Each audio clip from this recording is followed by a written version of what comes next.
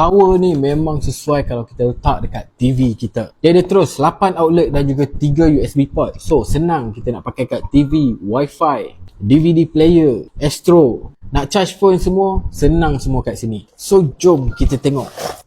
Ini dia guys. Alright, itu dia. So dekat sebelah dia ada 2. So total semua ada 4 side dan ada 8 semua. Dan di bahagian atas ada 3 port USB.